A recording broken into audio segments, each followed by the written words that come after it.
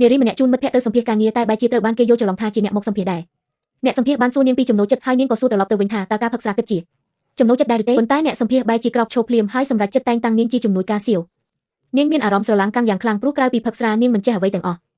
សូម្បីតែពេលជិះយន្តហោះនាងត្រូវតែយកដបស្រាធំពីរជាប់ខ្លួនជានិច្ចសន្តិសុខបានឃាត់នាងមិនឲ្យយកស្រាឡើងលើយន្តហោះឡើយនាងក៏សម្រេចចិត្តផឹកស្រាទាំងពីរដបនោះអស់ក្នុងពេលតែមួយប៉ុន្តែមិនមានសញ្ញាថាស្រវឹងបន្តិចសោះឡើយពេលចុះពីលើយន្តហោះនាងក៏ទទួលបានដំណឹងថាត្រូវទៅជួបអតិថិជននៅភោជនីយដ្ឋានមួយអតិថិជនម្នាក់នោះគឺជាអ្នកផឹកដ៏ខ្លាំងក្លាដែលគ្មាននរណាម្នាក់ក្នុងក្រុមហ៊ុនអាចផឹកឈ្នះគាត់ឡើយលើកនេះសៀវបានបង្ហាញខ្លួនដោយផ្ទាល់ដើម្បីចរចាការងារជាមួយអតិថិជនរូបនោះគាត់បានដំឡើងថ្លៃកិច្ចសហការដោយចិត្តណាប៉ុន្តែអតិថិជននៅតែបដិសេធដដែលជាក់ស្ដែងអតិថិជនរូបនោះគ្រាន់តែចង់អញ្ជើញសៀវឲ្យផឹកស្រាជាមួយគាត់តែប៉ុណ្ណោះទោះជាយ៉ាងណាសៀវជាមនុស្សដែលងាយស្រវឹងទើបគាត់បដិសេធសំណើនេះខណៈពេលដែលកិច្ចសហការចិត្តនឹងបរាជ័យនារីម្នាក់នោះក៏បង្ហាញខ្លួនហើយនិយាយថានាងអាចផឹកជំនួសបានមិនយូរប៉ុន្មានអតិថិជនក៏ស្រវឹងធ្លាក់ខ្លួនប៉ុន្តែស្រីម្នាក់នោះនៅតែស្មារតីល្អធម្មតាបន្ទាប់ពីបញ្ចប់កិច្ចការនាងបានរៀបស្រាមួយកែវជូនសៀវដើម្បីអបអរហើយគាត់ក៏សន្លប់បាត់ស្មារតីភ្លាមនាងគ្មានជំរឿសអ្វីក្រៅពីជូនគាត់ត្រឡប់ទៅផ្ទះវិញពេលសៀវ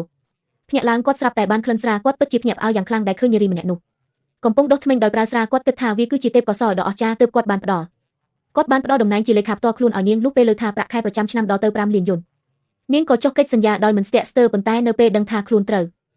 សម្ដែងជាសង្សាររបស់សៀវនាងក៏ប្រញាប់សុំលាលែងពីតំណែងភ្លាមស្រាប់តែ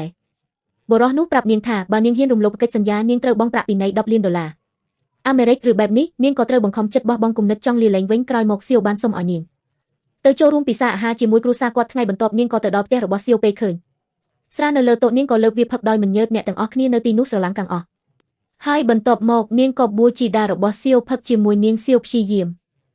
ខត់ជីតាគាត់ដោយប្រាប់គាត់ថាកុំឲ្យប្រកួតផឹកស្រាជាមួយនាងឲ្យសោះប៉ុន្តែ